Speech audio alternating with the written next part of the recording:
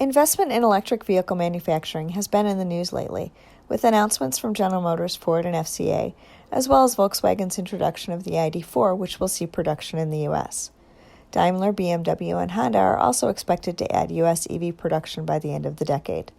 In 2026, IHS Markit forecasts that about 10% of U.S. light vehicle production will be electric vehicles, compared with just under 4% in 2019. With expectations for a Democratic president in the White House in January, vehicle emissions regulations may shift to more aggressive targets. Though the government has regulatory and incentive levers which could speed consumer adoption, the trajectory towards EVs is already set relative to most automakers' strategy and long-term investment plans. The increased manufacturing is bringing more models to market, delivering more consumer choice.